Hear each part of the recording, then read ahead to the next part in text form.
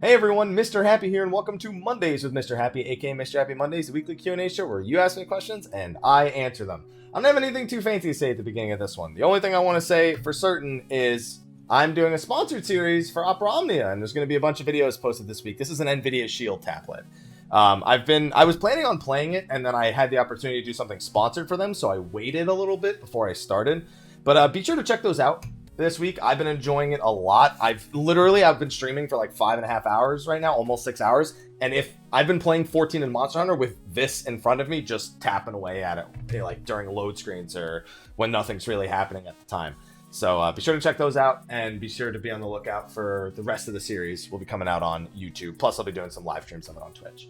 But before we get into the Q&A, we got to thank our sponsors. I want to thank them at the top of the show because I always find it the easiest. Of course, we have our Patron of Light to start the show with. That's Khuja Cross. Again, the screenshot that's on the screen right now. I'm going to edit it in if you're watching it live on Twitch. There's no screenshot on the screen. But last week I realized, oh no, I forgot. Why didn't I? When I could just edit it in during the whole YouTube edit thing that we do on this platform. You know, it was all that. So thank you again for being the Patron of Light over on Patreon, Khuja Cross. But we also have a bunch of other sponsors. Again, if you don't hear your name and you belong on this list, or you're a sponsor and you never gave me your name, just be sure to shoot me a message if you don't hear it here. So for our standard sponsors, we have Sidus Oreo on Shiva. We have Syd Hellwind of Gilgamesh. We have Afro Ninja from Malboro. We have Cheesecake from Leviathan. We have Sploda. Oh, you Sploda. That Lame Weeb, Ashen, Emiya of Cerberus, Argoti, Tristam of Midgardsormr, Fafarian, Rendil, Giraffeswillrule, Stevie-Rex, and Neon. We have our elite sponsors of Kifka and the Grey Eagles on Exodus. We have Dark Graver. We have Kat Ayoshi from Khuja. We have Skia Symphonia of Ragnarok. Just want to double check something real quick, because I feel like I had a server for one of these. Nope, I did not. Feel like I'm supposed to, though. Rah Xephon from Exodus, Rynoet Westos, the Purple Warrior, Eadric Redsteel on Exodus, Lexxie Valentine, Mantaru and the Rivivus Free Company from Zodiark, Sour Cream and Chives from Jenova, Rynoet Chikara, Goetia Valfer of Siren, Hirsch First of Fairy, Phoenix Down Free Company on Goblin, Saren from Zodiark. Oh, yeah, Saren from Zodiark. That was the last one. I was about to go into premiums, and then I forgot to transition. Finally, we have our premium sponsors. We have Azkin Hawk from Shiva, Crass015, Mustang, the Serenity FC on Ultros, Kat Kazuma, Kiryoshi and the Reckless Tea Party on Cactar, Ignis Farragon from the Diablo server, Velestra of Famfrit, Noct Cordis from Excalibur, Krovos Moonscar, Nakanayame, Johnny Odin of Tonberry, Private Mikey, Spike, Nadia and Kirasame, Rudy Rudiger, Tin Colossus, Killer Hackman, Raul Jr., Arthur Ramil Gaming Bishop, and Kiltastic Jones. Thank you to all of our sponsors for combating hashtag demonetized over on the YubTubs. But let's get into the questions right now, because I'm hungry. All right, question number 1. Hiya, Haps. Hey. So I'm kind of confused. Are tanks suddenly allergic to tank stance and their cooldowns? Like, does it give them hives? Swelling? Do their throats close? Do they need an EpiPen? You don't shut. That's for heroin, not an EpiPen. Definitely demonetized now. EpiPen's in the, just stab it in the leg. There you go. Should I call an ambulance? Sincerely, the white mage that is tired of taking tank busters for said allergic tanks. So let's be clear. It's not so much that tanks are allergic to their tank stance and their cooldowns. What happens here, and it's been happening for a while now, is a lot of tanks, when a new player starts playing the game and they go, okay, I just got my tank stance, I'm going to use it. Everyone starts berating them for using tank stance. Even though they're new to the game, they're still learning it. They don't exactly know how everything works in tandem, or what the benefits are, or how to properly tank in an offensive stance. They're fed this information from the experienced players, and then they don't know how to do it properly. So they'll take off tank stance because everyone says, why are you using that? Just go into your DPS stance. And they don't know how to hold aggro properly in that stance, or rotate their cooldowns properly in that stance. And then that leads to the next problem. And then on top of losing aggro because they don't know exactly what they're doing, so things are already starting to fall apart in it. It's a lot of the times it's because of that. It's because a new player was told this is how tanks play the game. They researched it, they looked up guides, whatever it is, and that's what they were told, but they don't know how to do it properly yet. And it just leads to this problem where losing aggro, not using, it's a problem. My advice is always to use tank stance until you are comfortable trying DPS stance. That's just not if they want to skip straight to, they want to go from 0 to 80 in less than a second, and they end up crashing along the way. So that's all I think it is. And then there's actually tanks who think they know what they're doing, and they're just bad. That happens too. So what are you gonna do? It happens, but I mean, just have your enmity reducing stuff like really ready, and just assume that they need a shield for every single thing that they're doing that's going to get them hit by something. All right, after a very emotional first question, question number 2. First time, hello, hi, by the way. It's the first time asking a question, so I have all the bounce cards for the deeps. I like the deeps. So here's my question. I played 14 on a PS4 with a controller. However, I injured my left-hand wrist and cannot use it for the time being in order to let it heal. I know that there are gaming mouses that have buttons and triggers on the side of them that function similar to the keys without a keyboard. It's possible to use a gaming mouse on a PS4 to play the game with one hand to cap on tombstones each week. You said tombstones. I still said tombstones, but you said tombstones. So I don't play on a PS4. I know some people use gaming or MMO mice on their consoles. I don't know like which ones work, which ones don't. I don't know if there's any caveats to that. Obviously, there's no software for you to change the bindings or change the settings of the mouse. So I don't know. Ultimately, you can plug a mouse into your. You can for certain plug a mouse in. I guess I just don't know exactly how the software interacts. There's a lot of gaming mice have software. I have a Twitch chat going right now, and all they're saying is as long as it's a USB mouse, it'll work. I'm going to assume that means the PS4 can properly read mouse buttons through the USB, which is all that matters. But apparently, okay, I'm just reading this right from my Twitch chat. I'm just going to take their advice because they probably know better. If they want the extra buttons to work, make sure you have a USB keyboard too? Well, I guess I don't. Why do you need both? I'm waiting for their answer because I don't know, but you want an answer, and I'm getting answers from them. So don't listen to me, listen to them. And I don't understand why you need the keyboard for the mouse to have the extra buttons to work. But that's just... Oh, I know why. Because you need... Okay, I have a feeling I know why. I'm going to wait for the answer. The extra buttons will read as keyboard buttons. Yeah, I figured it out because numpad, but yeah. Okay. So that's the thing. The extra buttons will be read as keyboard buttons on the PS4, so if you don't have a keyboard, a USB keyboard plugged in, then the mouse can't automatically read it. Okay, there you go. So if you want to do that, yes, you can, but apparently you'll need, you'll need both the USB keyboard and USB mouse, which, to be fair, if you're playing on PS4, you probably have a USB keyboard already because you need to talk to people. So thank you, chat. Hopefully that was accurate. I'm just going to take their answer and forward it to you. And on to the next one. Hey, Mr. Happy, how you doing? I'm doing alright. You doing alright? You doing alright? I asked the question 2 weeks ago, so no bonus. But I'm eating pizza, so I have a slice on me. I'll take it, as long as there's no fucking pineapple. Can you do better than that? Easy come? EA, come on, forget about it. I thought I said easy. Damn. Ahem, excuse me. Now to the question. Since the start of Stormblood, I've noticed a few cases where Paladin has been the preferred off-tank, e.g. 04 Savage, Byakko Extreme. I think Paladin is losing its title as main tank, MT? That's redundant. DC Comics. Or am I overthinking things? Also, when is Tenacity going to be good? I can't tell you anything about stats. I don't know anything, just... I know what stats the tank's prioritizing now. I can't tell you when it'll be good. You'd have to go to the Balance Discord, and maybe they'd have some sort of semblance of it. Paladin being the preferred off-tank, man, it's just Paladin has so many things that let them handle every situation.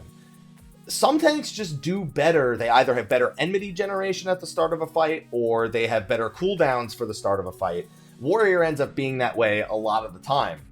When you have Unchained openers, then you have, immediately followed by Inner Release with all those Felcleaves, then getting that initial enmity on the main tank generally holds a lot of value.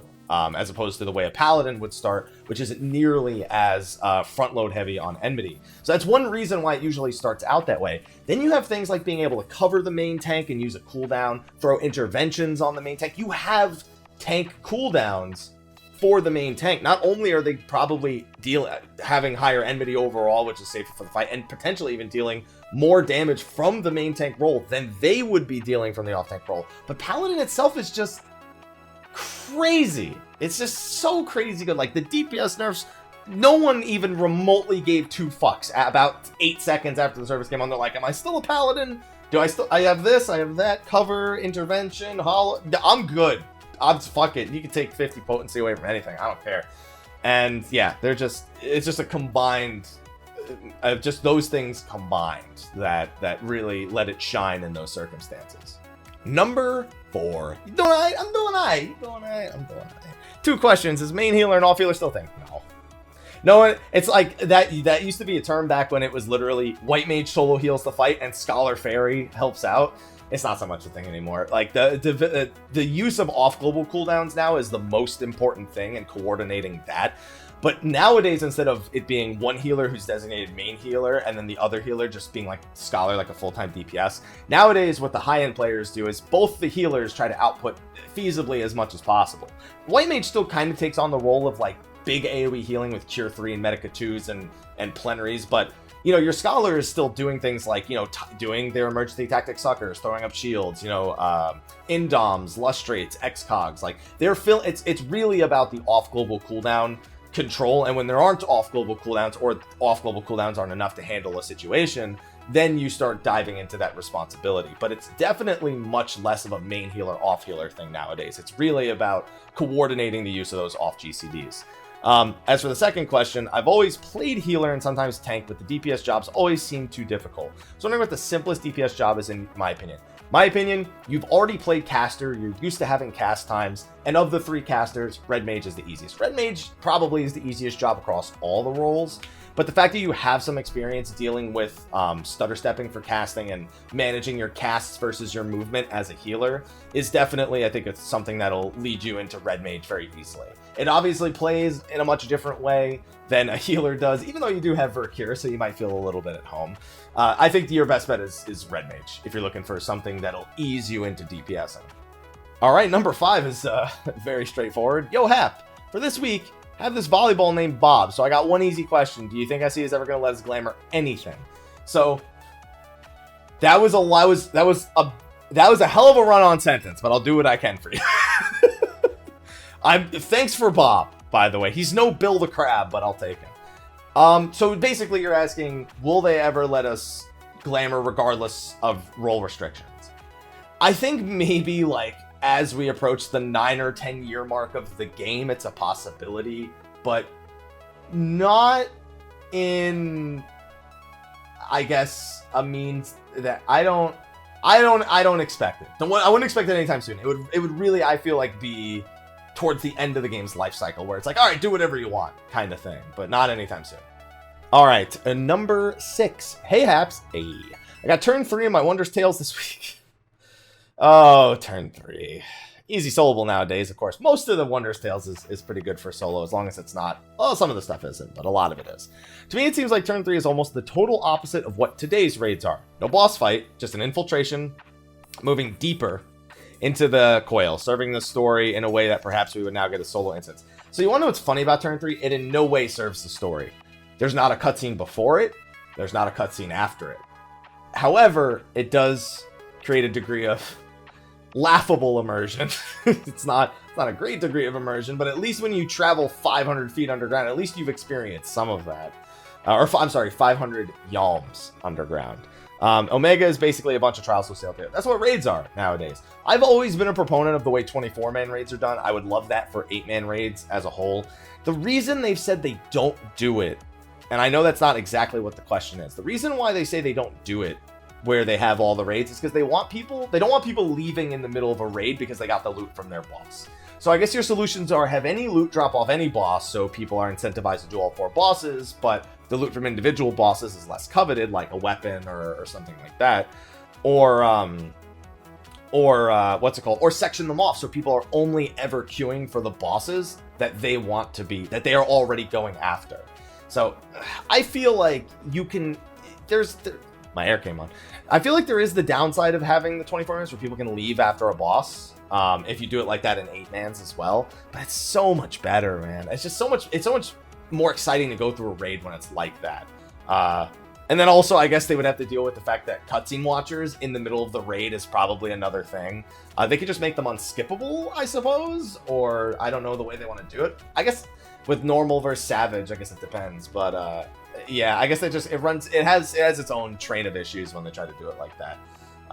That's just the thing. What were your thoughts on the anomaly that was turn 3 at the time? I loved it because after turn 2, keep in mind, nobody did in raid strats when we were first progging turn 2. Everybody did Allagan Rot, where you pass it one by one between 5 people, and then all 5 of those people stack up. And as long as you did it correctly and none of those 5 people die, then the rot will pass automatically on its own from that point on. And that's how everyone I know did it. There was nothing more to it than that. So, it was just such a break from the chaos that was turn 2 before it. And after we were done with it, we were like, was there any reason for that to exist? Like, why? None of us were happy. We just laughed. Every week, all 8 of us would go warrior and just race to the bottom, which, I mean, that had its own merits for like a raid night. It loosened things up, and I think that's all turn 3 did. But in terms of effective, development time, it was completely worthless. I don't think we'll ever see a turn 3 again. And the only reason I think turn 3 happened is because I think they said they wanted to replicate the feeling of it being a full instance without actually connecting everything, like, having it all one instance. So it just didn't work, in my opinion. All right, number 7. Hey, Mr. Happy, 2 more weeks until Eureka. Hey, that hasn't been confirmed yet, but it's going to happen. Anyway. Do you think the healer LB12 needs to change? I've used it several times during coils when MP was an issue, but in today's content, managing MP and TP resources is far too easy. So what would you change? No one really other than like DPS LB1s and 2s, no one gives a shit about the LB1 or 2 anyway. Like, I've seen tanks occasionally use LB1s as like a defensive cooldown, and that's pretty much what the healing one is. It's just, hey, do I need like some AoE healing like right this second at the cost of being, I guess, held in place and not using anything else for like 3 seconds? Sure. And it's like, but what are you going to do? Like, I guess maybe if you just make it restore MP, maybe? But there's never a situation where I'm thinking, man, I'm glad we used that healer LB1 or 2. That happens with tanks, DPS, and I guess, yeah, maybe that does mean there's a fundamental issue with it. But what do you do with it, man? What do you do? I don't know. There are things, I could come up with ideas, but would it make me actually want to use them anymore? Probably not, to be honest, because automatically I'm still thinking, if you're using it, something bad happened in the first place, and odds are it's by the time you react to using it, you probably wished you hadn't used it. You're better off just figuring out your global cooldowns and your off global cooldowns in the first place. So, meh. Number 8, hello, Happy. My man, my boy, finger guns. Ayy. I am upset, Happy. That's a weird sentence when you don't know that you're calling me Happy. I am upset, Happy. Very upset. My beloved DPS job, Samurai, has received no love. Hey, they said they're going to be probably doing something. What do you believe Samurai need in order to be loved again? They just need to do a dickload of DPS. That's it. That's what they designed the job to do. It was in a good spot when the expansion first started, and then everyone else was like, well, my job is too hard. And then they were like, oh, we need to decrease the fucking the skill gap between shit. And then, Dragoon got buffed out the ass. Now Monk got buffed, and it's just like, ugh, man, just... They need to just do more. Like, Black Mage is sitting as the Samurai of casters in a pretty good spot.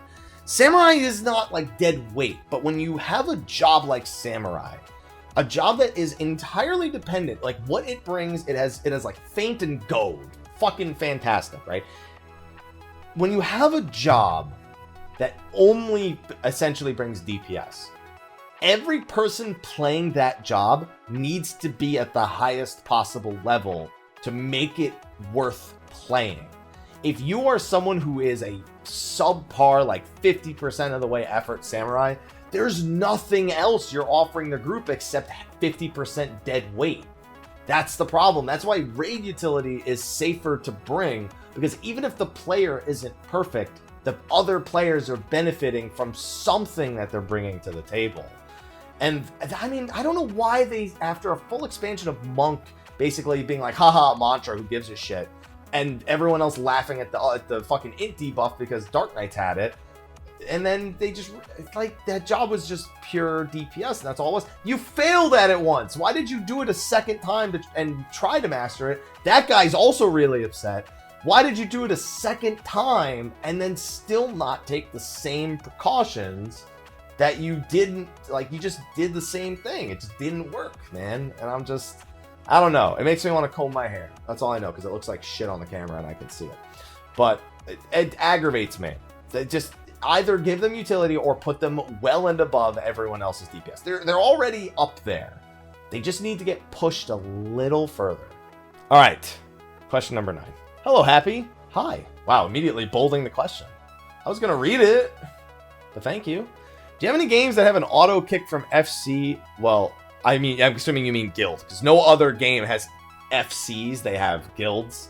And no, I mean, some of them have link shells. I guess some of them have like chat channels. That would be the equivalent. No, I don't know. I don't. You know what? Even if another game does, I don't know. Because I play a lot of 14 and I don't play much of the other games, so I don't know what updates like World of Warcraft and shit have seen over the years. But more so because I keep trying to think of games that specifically have a boot from Link Shell or FC, and the other games don't use it. So I'm just like, okay, do they have boot from Guild? Auto? No, they have auto. Do they? I don't even fucking know anymore. That's it. I mean, I'm not a big fan of auto booting anyway. Like, it's easy to just be like to prune it yourself, and sometimes people like go on vacations. It's kind of like the same thing with housing, where like people are like, oh, you know, 45 days, you know, what if you know I get deployed because I work in the military? And it's like, yeah, what if he gets deployed? Like, what are you gonna do? And they're like, well, he's not playing right now, so he doesn't need the house. And that's what Square Enix's result is. And then we're like, but he's serving his country, so can we like just, and then he's got to find ways to get logged in. He or she's got to find ways to get logged in. It's like there's pros and cons again. But I don't know of any games that have it. I don't know if it's a good idea necessarily to just auto boot from a guild, because it also sucks logging back in and not being in a guild. But at least if it was done manually, then you don't have to go to the person and be like, yeah, you were auto booted because you weren't online. It's like, well, I fucking had some shit to do, man. It's just, I'm sorry. I know it's tedious, but I mean, sometimes, you know, you just, it's gotta be you. It's gotta be you. If you don't see anyone online for a while, you want to boot them, go ahead. But auto booting, I guess as someone who's never run a link shell or a guild, like I've never run one. I've been in them before. I guess I don't really know. I've always been of the opinion that you handle things yourself, kind of deal. Number 10. Hey, Mr. Happy. Hope all is well for you. All is going well. My question was about gaming PCs. I currently play 14 on PS4, but I want to build a PC to play it and other games on or in the near future. Have you ever built a PC? Yes. So I haven't built a PC in years, but I have built a handful. I built a few for my friends, and I built one for myself back in college. Do you have any tips on the process of where to purchase your parts? So I don't know where you live, so that's the tough thing. I would say a Micro Center or a Fry's or some sort of electronics store. And I would just Google a quick guide. Like there's quick and easy YouTube guides that'll explain to you, hey, you need this part. This is why you need this part. And honestly, putting a PC together, a lot of people make it seem like it's this insanely like complicated thing. It's a lot like just plugging in it's just like plugging in a bunch of like plugs. That's all it really comes down to. The scariest things will probably be mounting your motherboard and actually putting your CPU. And the CPU thing has gotten a lot less dangerous over the years. Everyone made me scared shitless when I was first putting the coolant on my CPU and then putting it on the motherboard. Like, everyone tried to scare the ever-loving shit out of me, who I knew when it was my first time building one. So, for purchasing parts in person, Micro Center or Fry's, on the internet, you can order them from, like, Newegg. I mean, I know a lot of people that do that. And if you only want to spend $1,200, $1,400, you can make a pretty good PC if you're building it yourself for $1,400. Like, and if you build it yourself, you can always take parts out over the years and filter parts in instead of building entirely new PCs over the year. One big tip I have: make sure you don't discharge any static electricity. There's things you can buy to like try to remove static from like you or like the things that you've touched, but you realistically, what most people will tell you to do is just, before you touch the inside of the computer, take whatever hand you're using to the case, and this is my microphone, and just touch the case. Touch the case, discharge any static electricity that you have. Don't worry about any of those other things. And just don't fucking touch anything but the case before touching the case. Just finger on the case and then go in. And also don't build it on a fucking rug. I shouldn't need to tell you that, but that's a lot of static, and just put it on a fucking table and try not to have sneakers on a rug and just oh yeah, let me do this before I build my piece. Don't do that. Just don't do that. And so thanks for the question. Hopefully that helped. All right, question number 11. Hey, Mr. Happy, final sim here. Welcome to Mondays with Mr. Happy. Give Mr. Happy weekly video show. We're asking what you answer. What is your opinion on City or Opera Omnia? Well, I'm working on some sponsored content for Opera Omnia, but I kind of said it at the beginning. I made a few videos of it so far, but since I mentioned it at the top of the show, this kind of works. It's been one of the friendliest mobile games that I've played. Like, I played Record Keeper, and I've dabbled in Brave Exvius and Mobius. And I also tried Fire Emblem Heroes. God, I hated that one so much. I hated Fire Emblem Heroes. And the fact that there's no stamina system, dude, I have it in front of me right now. I could honestly be playing it while answering the questions, but I'm trying to like somewhat keep my eyes in a circle around the camera instead of being down like this the whole time. It's just the fact that there's no stamina system. I could just play it as much as I want. And I enjoy that. Or I can play it as little as I want, because I don't have to worry about I mean, there is stamina in one area, but I don't give a shit, because I'm just fucking playing it while I'm enjoying it. And also, I've got so many gems. Got like 43,000 gems. They give you draw tickets, so you don't even need to use the gems when you do events. You get those weekly, and it's so good. It's so good. Story, it's all right. There's some interesting aspects. It's always interesting for me in all the Dissidia games to see the characters from the different games interact.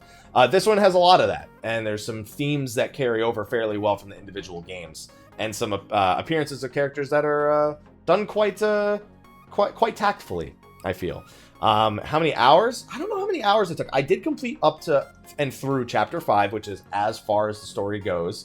In the global release, I believe the Japanese release goes to Chapter 11, which is the final story chapter. I don't know when we'll get Chapter 11, but it did take me quite a few hours to get through the story while also going and doing World of Illusions and cycle quests and stuff like that. So, I don't know, but it's 4 days now, and I've played it at least like 8 hours each day. And I'm still working through hard mode of the story. I'm on Chapter 4 of hard mode, plus I have some other stuff I gotta be working on right now. So, overall, I'm glad I planned on playing it before the sponsorship, because I'm definitely enjoying it. And now with the sponsorship, dude, kill two birds with one stone, man. If you can do something that's sponsored for something you were already planning on playing or something you were already interested in, dude, that's the best. That's how you do sponsorship. You don't have to worry about what you think about it, what you don't think about it, what you gotta say. You just fucking play it because you're interested in it in the first place. So that's beautiful result right there. So that's what I think so far. Come back to me in a few weeks and I'll tell you how I feel after grinding out like I did with Record Keeper. Because Record Keeper I played to death and stopped playing it right before Stormblood. So I still think Record Keeper is the best one, by the way. Just saying.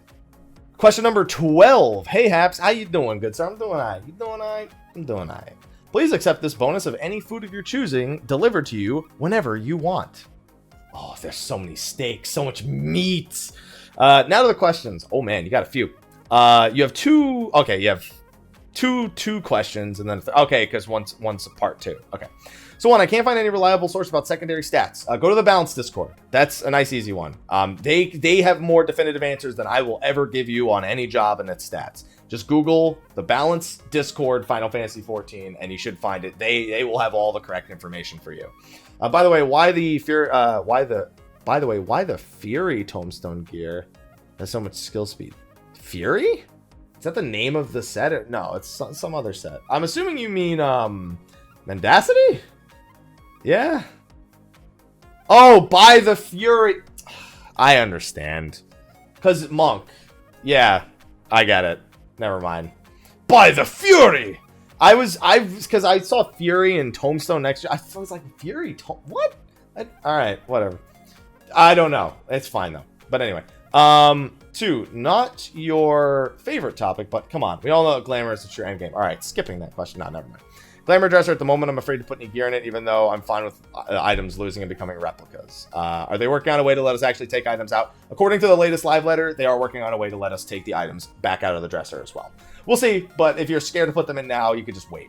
2.1, in addition to the previous question, since they confirmed they're working on mannequins, you think it means we'd be able to use... I won't be able to use items put in Glamour Dressers for mannequins. Yeah, I'd imagine you'd have to hard, like, place... I don't know why I used the word hard, giggity.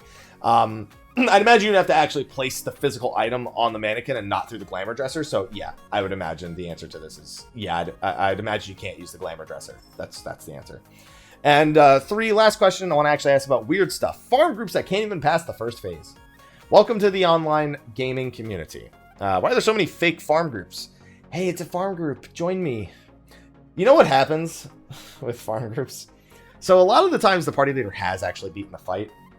But the party leader beats the fight, like, dead 40% of the time. So they actually have no, I guess, they don't deserve the win, but they have the, technically the win under their belt. So they're like, oh, I can put together this farm party and then, you know, whatever. And then they just die horribly because they didn't deserve the win in the first place. So, yeah, you have fun with that, because if you can find the answer to why there's so many out there, please go write a book, because we all want to know too.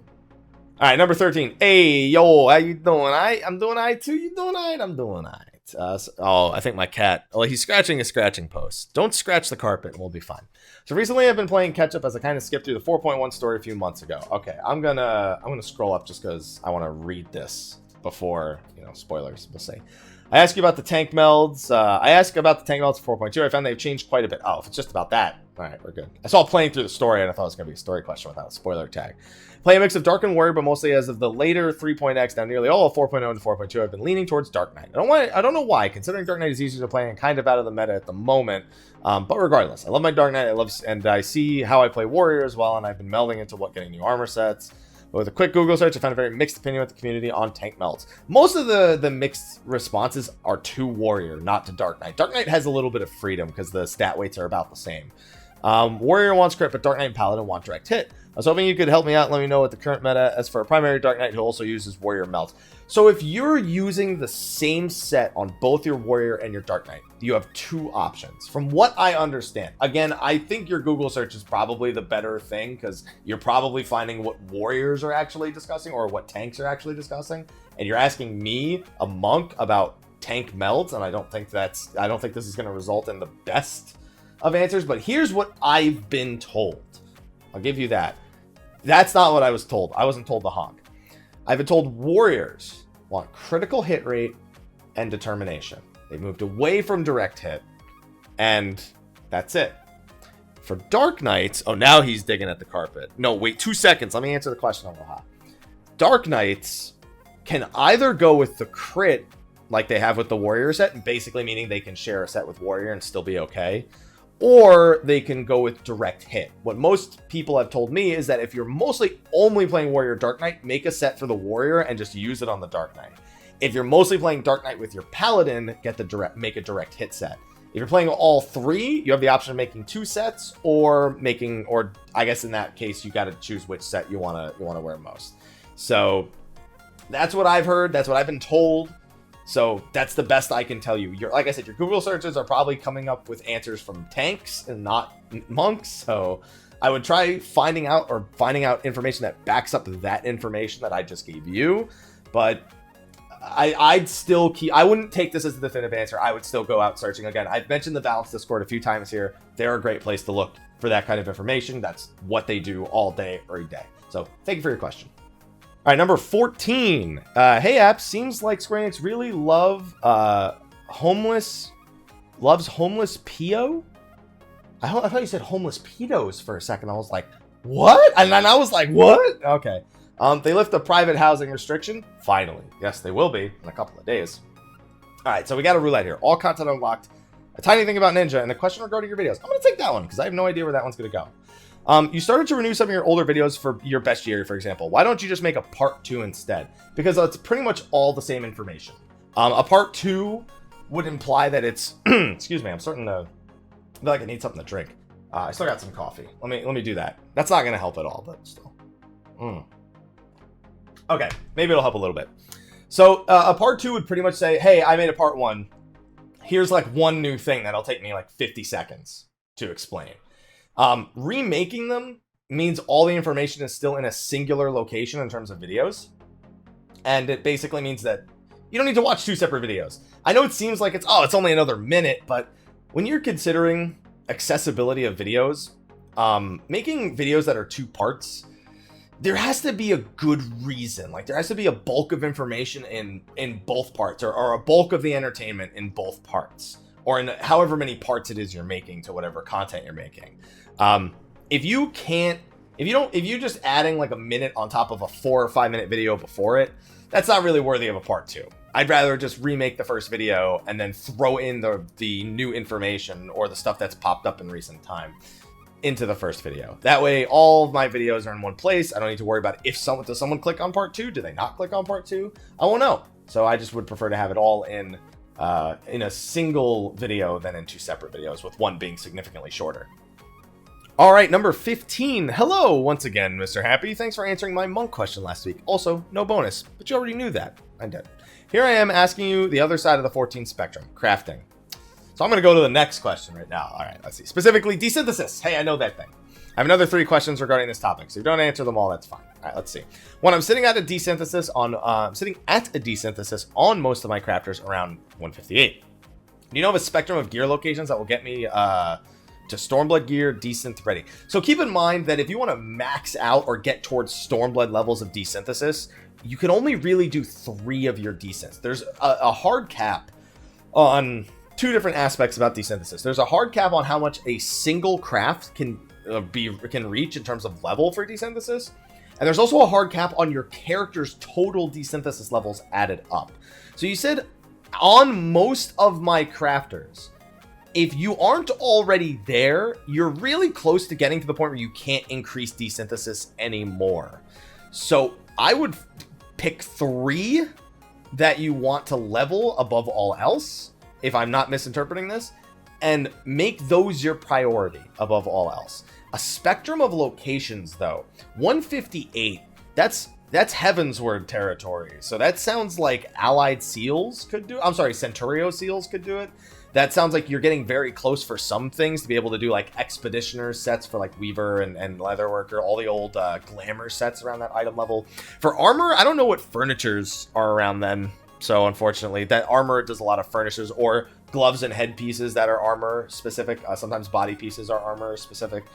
Goldsmith accessories. Yeah, I mean, I think you can still buy stuff from the Azus Law NPC. You'll get a few skill ups. It'll probably lose its efficiency soon, but the Azus Law items that are being sold, they're like 15, 20k a pop. But I mean, if you just want to spam over and over again, you could also spam dungeons. Like you could spam level 57 or 59 dungeons for gear if you really wanted to. You've got a few options, but that was always kind of an uncomfortable level range for me with desynthesis, depending on how much you were willing to spend on gear. If you were willing to buy gear, craft gear to desynthesize it yourself, or if you had enough, if you were hunting enough to get Centurio Seals to actually do desynthesis that way, which is how I've done a vast majority of my leveling, very patiently using hunt seals. So you could consider those things. I'm sure there's a much easier answer that I can't think of off the top of my head right now, but those are just a few things that do pop up off the top of my head. Question number 2, do you have a desynthesis? Do you have a desynthesis on culinarian levels? No. I have Goldsmith, Leatherworker, and Weaver. Those are the only 3 I have. And do you run a business where people can ask you directly to desynthesize their gear for high prices? No. No one... So most of the gear that gets desynthesized is not crafted gear after a certain point. Most people use it so when they're running dungeons, or they get spare seals, or they have spare tomestones. Tomestones is another option, by the way. Poetics, though, I think you'll have to wait till you're closer to like 230-ish. Most people just use it for themselves. I don't run a business. No one's ever really that interested in what you get from desynthesis. The variance on what you can get is too much for people to be like, well, yeah, let me pay someone to desynthesize this for me. Plus, you can't desynthesize rare exclusive gear, which is, again, what most people are using it for. Rare exclusive. Oh, Final Fantasy 11. That's Eureka coming out right there. Unique untradeable. Let's be real. Unique untradeable sounds like shit compared to Rare EX. I'll give you that one, Final Fantasy 11. PvP gear is another option. That's a nice, easy one. But none of the desynthesis mats right now are so rare that people are willing to pay for you to do it for them. So, no, I don't really have a business set up for that. And the last question over on the forums. Hello, Hap. I got a Monster Hunter World question for you today. Ooh, okay. My friend just got me the game, and I've never played a Monster Hunter before. Hey, this was my first Monster Hunter as well. So hopefully I have an actual answer. There's a lot to take in during the first few hours, but I've really been enjoying it. Do you have any advice for a new person to the series? Play it in every way not like I played it. Like, there are so many things. Because it was just 4 days before 4.2 came out that I started playing Monster Hunter World, because that's when it came out. I didn't have the best game plan going forward in terms of utilizing all the different features of the game. The Tail Raider Safari, I pretty much ignored for a good 40 hunter ranks.